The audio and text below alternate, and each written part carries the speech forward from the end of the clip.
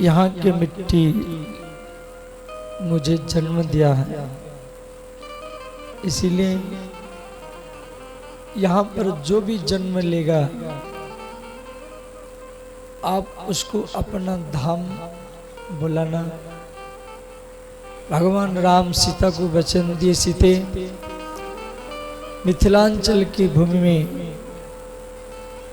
जो भी वास करेगा या जो भी मृत्यु को प्राप्त होगा वो मेरे धाम को प्राप्त होगा। देवी सीता जाकर की पालिकी में बैठा, उस समय सीता जो तोता मैना पालन की थी, सुगा सुगी, वो रोने लगे। सुख सारिका जानकी जाए, सुख सारिका जानकी जाए, सुख सारिका जानकी जाए, सुख सारिका जानकी जाए, हमको रही राखी पढ़ाए,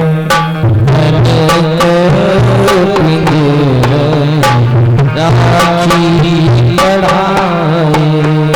श्री राम जय राम जय जय राम, श्री राम जय राम जय जय राम।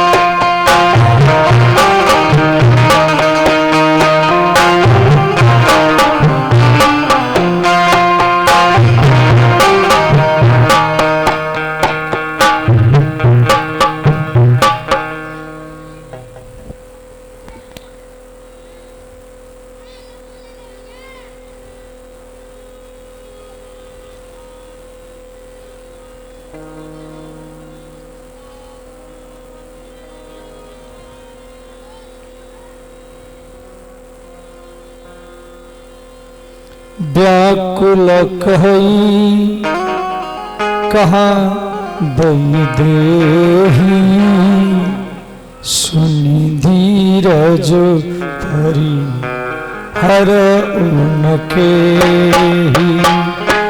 सीताराम सीताराम सीताराम सीताराम सीताराम सीताराम सीताराम। बहर बिकल खगर मृग के भांति, मनुज दशा के से कही जाती। सीताराम सीताराम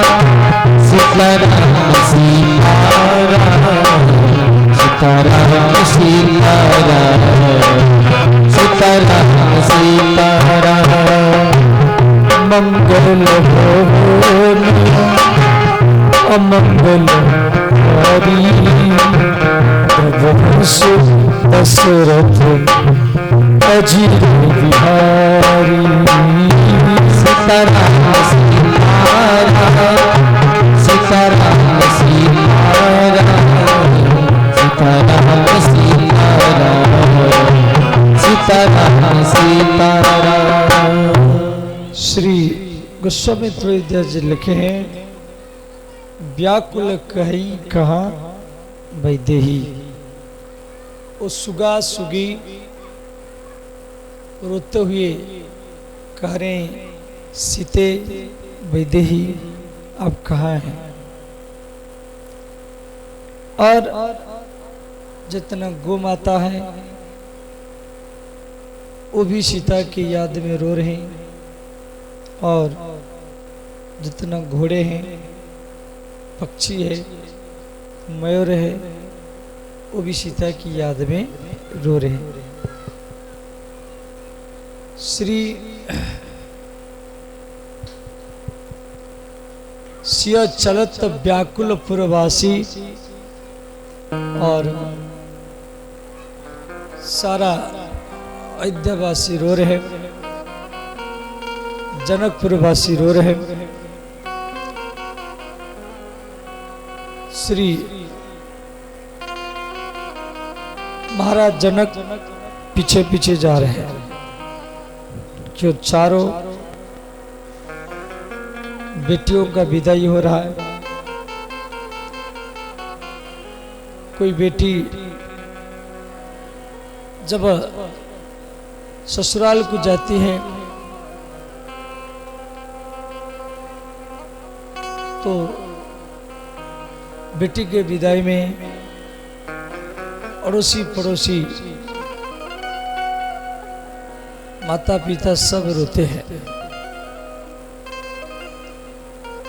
और बेटी के पिता कभी कुर्सी के ऊपर बैठ करके, कभी दीवार की सहारा में खड़े होकर के रोता है। और बेटी चले जाने के बाद में कई दिन तक पिता को घर अच्छा नहीं लगता है, और बेटी ससुराल में तो रहती है, परंतु पिता के दिए हुए कपड़ा को पहन करके रहती है। उसको कोई भी कुछ जरूरत हो वो पिता को ही बताती है। यदि बेटी को ससुराल में ज्यादा दिन हो गया, उसके पिता या उसकी भाई उसको बुलाने के लिए नहीं गया, तो बेटी रोती है, मन में सोचती है मैं क्या गलती किया हूँ जो मेरे पिता मेरे भाई मेरे घर में आते नहीं हैं। बेटी के नाम दुहिता है, वो दोनों कुल की हित करती है, ससुराल की हित करती है और पियर घर की भी हित करती है। और कोई किसान घर की बेटी होगी,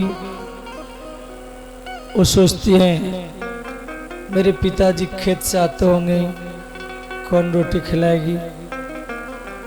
कोई गरीब घर की बेटी हो, वो सोचती है मेरे पिताजी के कहाँ सामर्थ्य है जो मजदूर करके आपको दहेज दे। जिस बेटी के पिता है नहीं है, विधवा घर की बेटी है, वह बेटी अपने पिता के चित्रपट को गोदी में लेकर के रोती है। श्री बहुरी बहुरी कुशलपति कहाई, श्री महाराज जनक बहुत दूर तक चले गए। अंत में दशरथ महाराज बोले आप यहां से चले जाओ। तो जनक महाराज दशरथ के चरणों को पकड़ कर के रोने लगे। दशरथ महाराज तुरंत गोदी में उठा लिए। जनक महाराज हाथ जोड़ कर के बोले महाराज यदि मेरी बेटी कुछ गलती करे आप उसको क्षमा कर देना।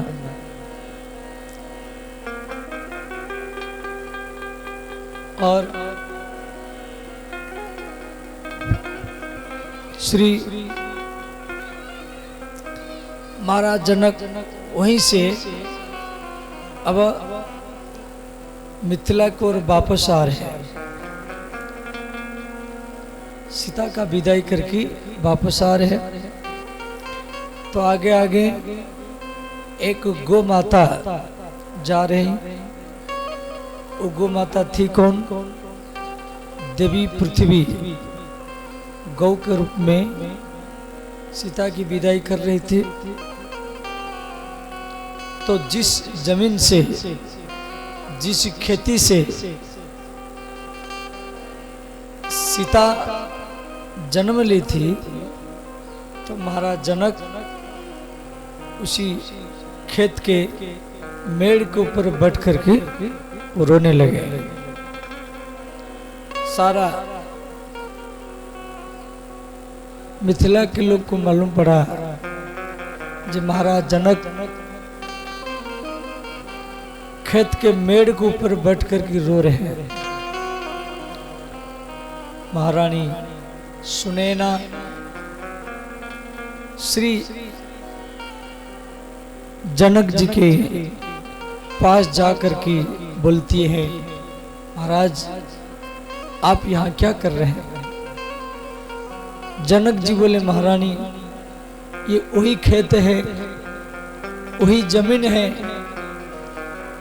जिस जमीन से जुताई करते समय मुझे सीता जमीन के भीतर से मिली। आज मेरा जनकपुर उदास हो गया है। महाराज जनक घर में आते हैं उनको घर अच्छा नहीं लगता है। भगवती के मंदिर में जाते हैं। जिस भगवती का पूजा सीता डेली करती थी उस मंदिर में जनक महाराज गए तो मूर्ति वो देवी का मूर्ति भी रो रहा था। इस प्रकार श्री दशरथ महाराज चारों दूल्हा और दुल्हन को लेकर के अयोध्या में पहुंचे। सारा अयोध्या में आनंद ही आनंद है। श्री अयोध्या के हर चप्पे चप्पे में सीताराम जी की स्वागत के लिए सजाया गया है।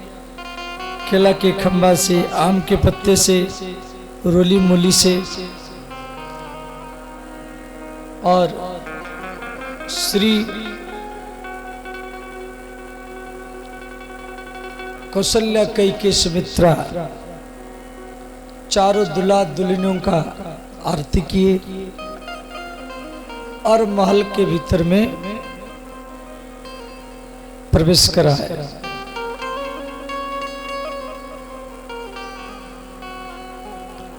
करही आरती बारही बारा प्रेम प्रमोदु कहे कुपारा।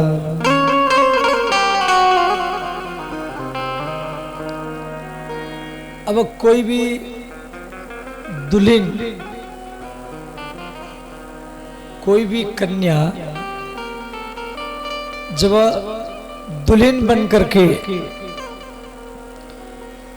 दूसरी घर में जाती है तो उसी घर में एक नया आनंद उमड़ता है। आपके घर में भी कोई दूसरी लड़की जब बहू बन करके आती है, कई दिन तक तो घर आप साफ रखते हैं, लड़ाई नहीं करते हैं, अच्छा अच्छा सब्जी लाते हैं, पनीर लाते हैं, और स्वयं देवी सीता महालक्ष्मी का अवतार, और वो बहू बन करके अयोध्या में आई है। तो कोई भी कन्या जब बहू बन करके आती है, उसका मुख दर्शन करने के लिए सब आती है। तो सीता जी का मुख देखने के लिए पहले कैकेयी आई। कैकेयी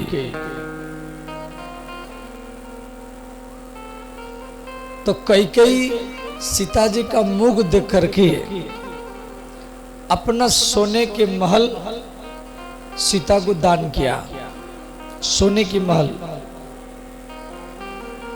आज भी भगवान सीताराम उस महल में रहते हैं, और भगवान का नाम बड़ा कनक बिहारी। बोले श्री कनक बिहारी भगवान की जय। जैसे वृंदावन में बांके बिहारी है, ऐसे अयोध्या में कनक बिहारी है। कनक माने सोना, कनक शब्द का अर्थ सोना। तो ये कनक भवन, ये कैकेयी सीता के मुख दिखाई में भेंट में दी थी। अब सुमित्रा आई, लक्ष्मण की मां सुमित्रा, भरत की मां कैकेयी सीता को कनक महल दान किया, और लक्ष्मण की मां सुमित्रा देवी सीता को एक मुद्रिका दान किया। मुद्रिका, उसी मुद्रिका में राम नाम लिखा हुआ था। अब राम के मां कौशल्या, वो सीता के मुख देखने के लिए आई।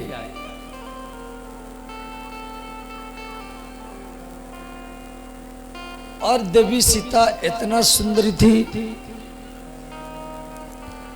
तो मां कौशल्या सीता को गोदी में ले लिया, और राम को बुलाई। दोनों को कौशल्या अपनी गोदी में बैठाया। तो मां कौशल्या बोली, हे सीते, ये संसार में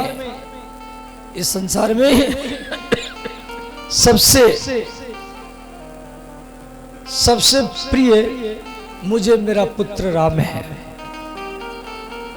इस संसार में सबसे प्रिय मुझे मेरा पुत्र राम है, और आज आपके मुख दर्शन में मैं अपना पुत्र राम को आपके हाथ में ही दान कर रहा हूं। मां कौशल्या राम के हाथ को पकड़ करके सीता के हाथ में दान कर दे। माता सीता सबसे ज्यादा प्रसन्न हो गए। अब अयोध्या की स्त्रियां वो भी सीता के मुख देखने के लिए आई।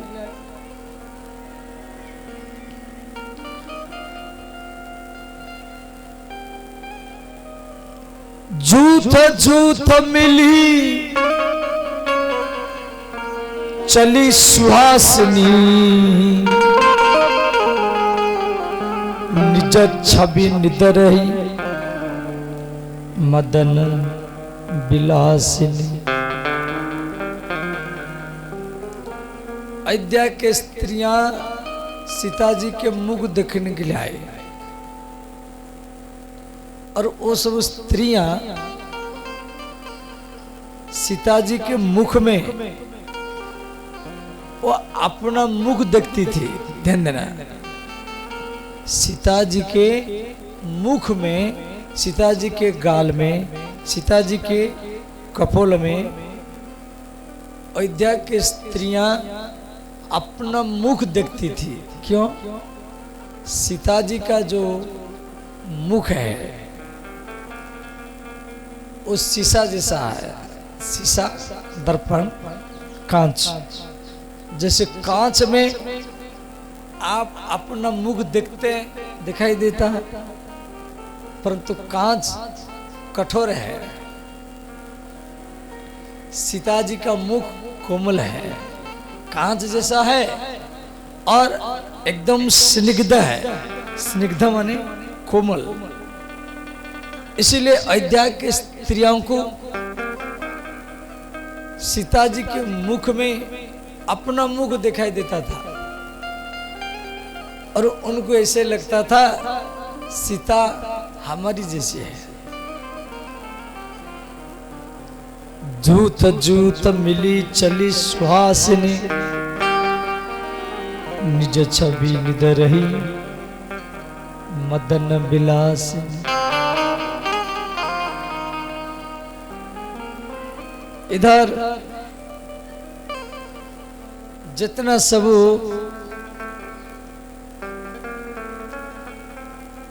लंगड़े थे, अयोध्या के लोग आ रहे हैं। सीता जी के आने पर अयोध्या में जितना सब लंगड़े थे, लंगड़ा जिसका चल नहीं पाते हैं, उन सबका पैर ठीक हो गया, वो सब ठीक से चलने लगे। और जितना अंधे थे, जिनके आंख को दिखाई नहीं देता था, सीता जी आने पर उन अंधों में देखने की शक्ति आ गया। तो इस लिखे अंध ही लोचन लाभ सुहावा, जन्म रंक जन पारस पावा। जितना सब गरीब थे अयोध्या में, जितना सब गरीब थे सब धनवान बन गए सीता जी के आने पर। और जितना रोगी थे, जिसको कैंसर है, हार्ट अटैक है या डायबिटीज है, चीनी का रोग, उनका रोग भी चला गया सीता जी आने से। सीता जी के चरण रखने से अयोध्या में रोगियों के रोग भी चला गया।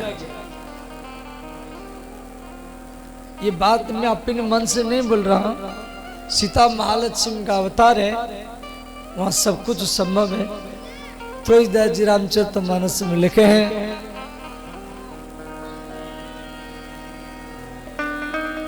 पावा परम तत्व जनु जोगी, अमृत लहे जनु सम तत्रोगी। सिया राम जय राम,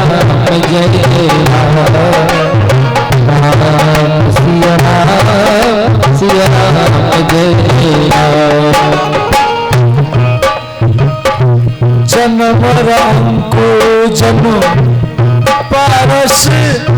बाबा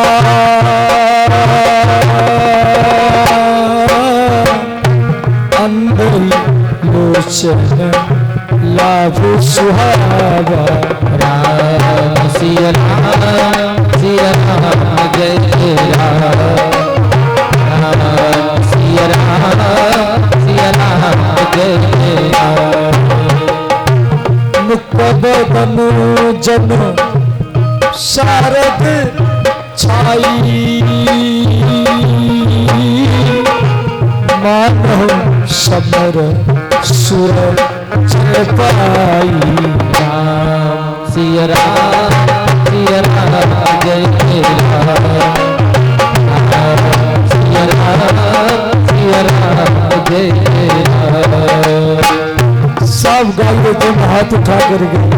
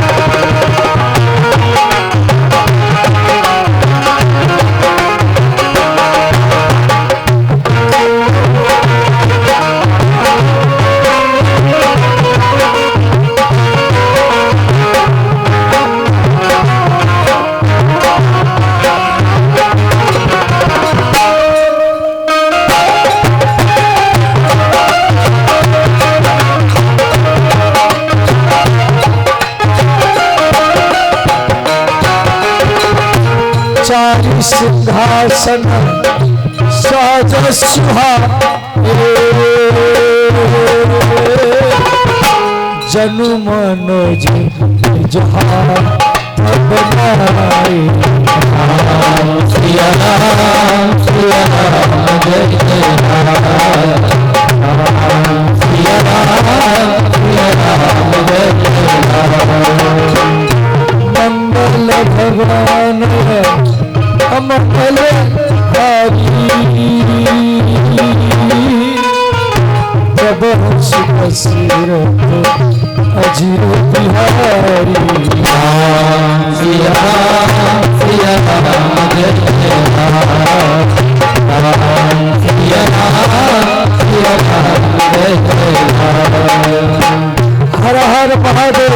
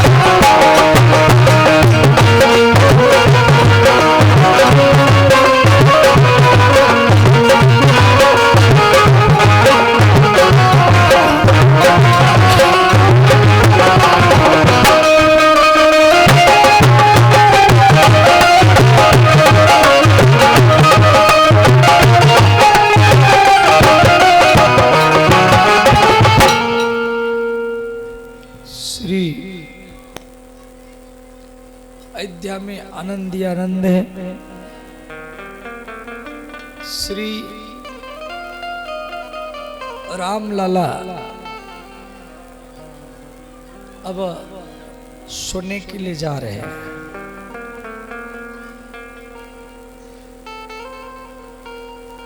राम जी सोने के पलंग में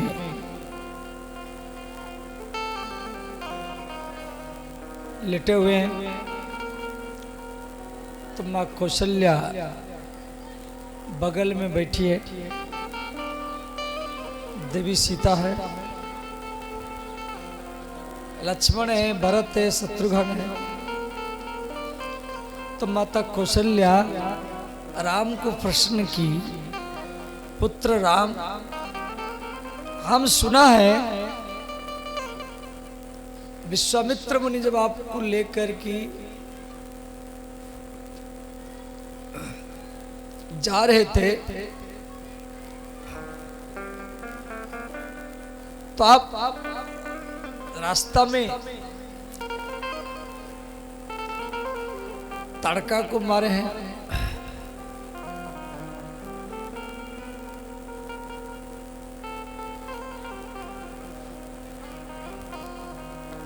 तो राम जी बोले, माता मेरे कहाँ सामर्थ्य है जो मैं तड़का को मारूं? जाते समय आप जो आशीर्वाद दी थी और उसी आशीर्वाद के प्रभाव से वो तड़का मेरे हाथ में मर गई। उसके बाद में श्री कौशल्या ने प्रश्न किया, पुत्र राम, हम सुना आपके चरण के स्पर्श से एक स्त्री पत्थर बन गया है। तो राम जी बोले, माता जी मेरे पिता जो आशीर्वाद दिए थे वो आशीर्वाद के प्रभाव से वो पत्थर स्त्री बन गया है। तो मां कौशल्या तीसरी प्रश्न किया, पुत्र राम, हम सुना जिस धनुष को रावण और बाणासुर भी उठा नहीं पाए, आप वो धनुष को कैसे तोड़ दिया? राम जी बोले, माता मेरे जो पूर्वज है, जिस वंश में महाराज हरिश्चंद्र जन्म लिए, जो सत्यवादी हरिश्चंद्र अयोध्या वासियों को वैकुंठ ले गए, महाराज जो भगीरथ जो गंगा को वैकुंठ से भारत में ले आए, उन पूर्वजों के आशीर्वाद के प्रभाव से तो धनुष मेरे हाथ में टूट गया। देखो, भगवान राम रामायण में किसी भी जगह में कभी भी ये बात को नहीं बोले जे इस काम को मैं किया। राम जी कभी नहीं बोले, वो हरदम अपना बड़ाई को अपने माता पिता को, अपने पूर्वजों को देते थे। श्री कौशल्या ने कहा, पुत्र मेरे मन में एक मांग है। राम जी बोले, बताइए क्या इच्छा है? कौशल्या ने कहा, जा दिन गए तुम वही बिनु देखे, ते बिरंची जनी पार ही लेखे। ये चौपाई का अर्थ ध्यान देना। कौशल्या बोली, जा दिन गए तुम वही बिनु देखे। हे राम,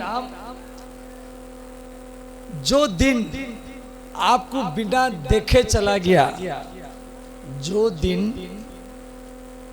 आपको बिना देखे मेरा चला गया या आगे जाएगा, उन दिनों को विधाता ने मेरे आयु में गिनती न करे। ते बिरंची, बिरंची माने ब्रह्मा, बिरंची शब्द का अर्थ ब्रह्मा विधाता, जनी पार ही लेखे, पार ही माने मेरे आयु में, मेरे जीवन में उन दिनों को गिनती न किया जाए। ये बात को माँ कौशल्या बोली राम जी, ध्यान देना। चलो उस समय राम जी थे इसलिए माँ कौशल्या से बोली, और हम लोग भी मन में ठाने जो दिन बिना भजन किए, जो दिन बिना भजन किए या रामायण पाठ किए बिना, राम कथा सुने बिना जो दिन हमारा चला जाएगा और उन दिनों को हमारी आयु में गिनती नहीं किया जाए, ये भी आप मन में ठान लिया तो भी आप पर्याप्त है। भजन किए बिना जो दिन चला जाएगा, देखो मैं पहले भी बताया था, ये घर बिल्डिंग महल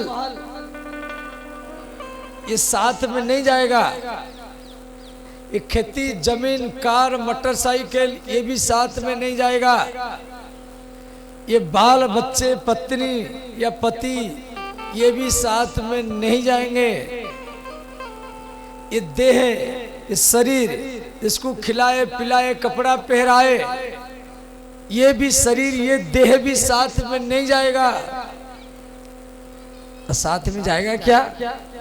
इस राम कथा में, इस राम कथा में आप जितना समय दिया है यही समय ही आपका साथ जाएगा। सुता भार्या गृहद्वारे जना श्मशाने धर्मानुगच्छन्ति गो जीव एकः।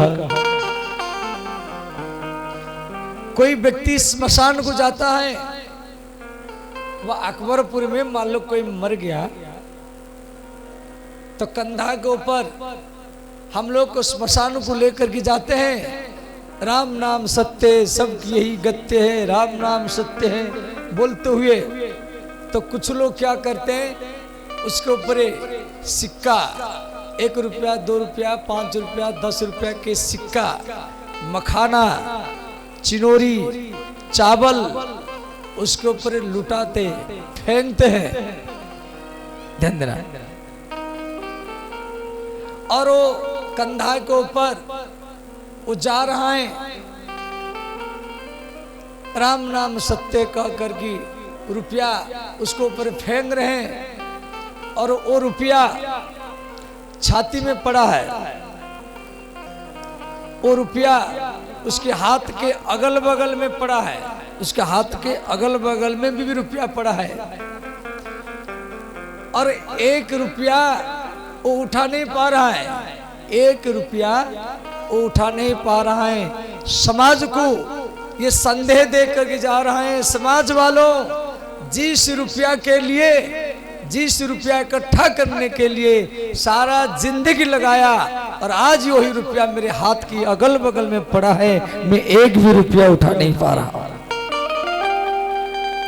भार्या गृहद्वारे जना श्मशाने धर्मानुगच्छन्ति गो जीव एकः।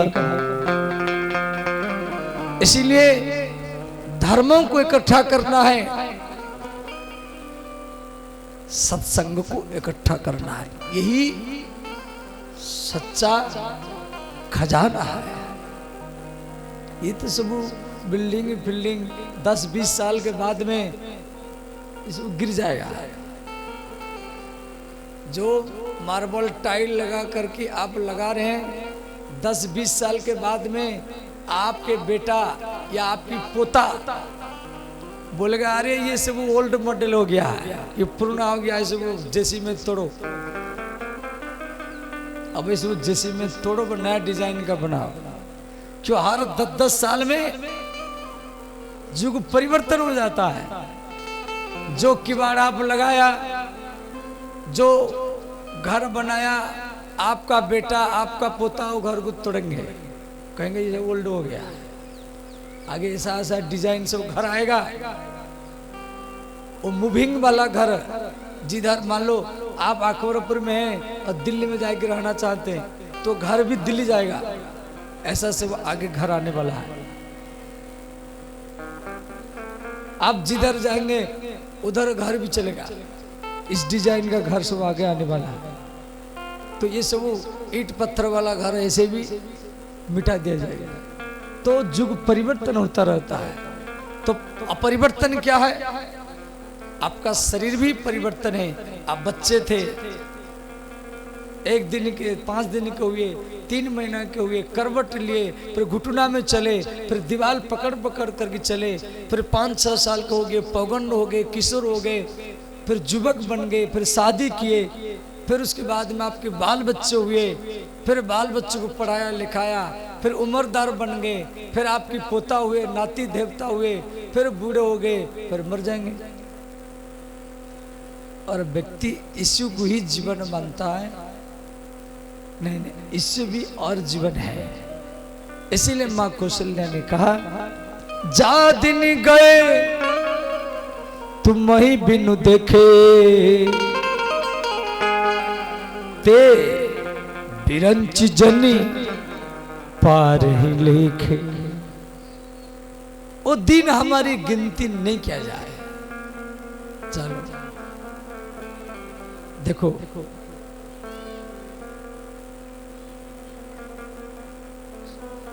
घर में आग लगना, एक्सीडेंट होना या कोई मर जाना, हम इसको विपत्ति मानते हैं। हम इसको विपत्ति मानते हैं। ये सामान्य विपत्ति है। ये सामान्य विपत्ति है, घर में मर जाना, एक्सीडेंट होना। सबसे बड़ा विपत्ति क्या है? भगवान का कथा छूट जाए, भगवान का भजन छूट जाए, भगवान का पूजा छूट जाए, ये सबसे बड़ा विपत्ति सुता। ये सबसे बड़ा विपत्ति है। ये बात को हनुमान जी बोले हैं। का हनुमंत विपत्ति प्रभु सोई, कहा हनुमान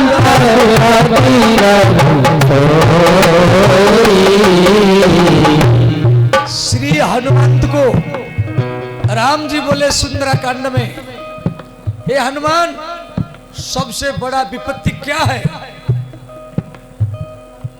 हनुमान जी बोले,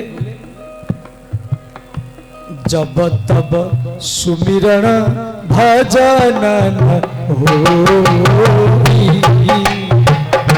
जब तब सुमिरन भजन होई, जब तब सुमिरन भजन होई, जब तब सुमिरन भजन होई। श्री राम जय राम, जय जय राम, श्री राम जय राम, जय राम, श्री राम जय राम, जय जय राम, श्री राम जय राम, जय राम। सब गाइए, दोनों हाथ उठा के गाइए।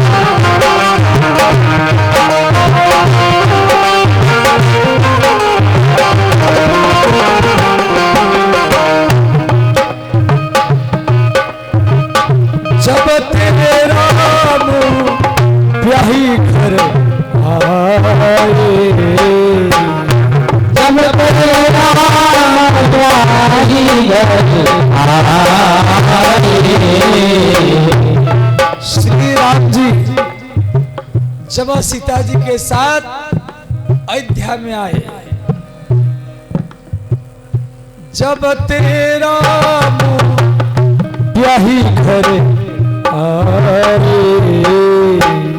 जब तेरा यही घर आए। कोई भी व्यक्ति जब नया नया शादी करता है, घर में अच्छा बनाओ, अच्छा सब्जी बनाओ, अच्छा पनीर लाओ, घर को लिपाई करो, कोई झगड़ा नहीं करेगा। सास ससुर भाई देवर सब में एक प्रसन्नता। नित्य नव मंगल मोद बधाई, नित्य नव मंगल मोद बधाई। नित्य नव मंगल मोद बधाई, नित्य नव मंगल मोद बधाई।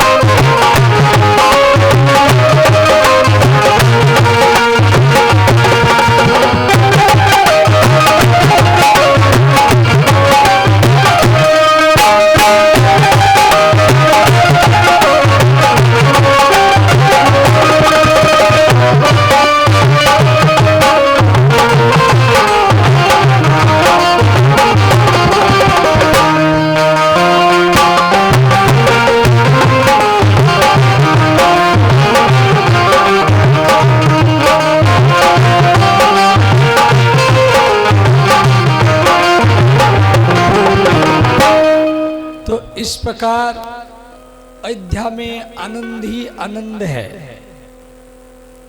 देखो भगवान राम 15 वर्ष उम्र में विवाह किए। राम जी का वनवास तुरंत नहीं हुआ, विवाह के बाद में तुरंत राम जी का वनवास नहीं हुआ। राम जी अयोध्या में 12 वर्ष रहे हैं और 27 वर्ष उम्र में राम जी का वनवास हुआ। ध्यान देना।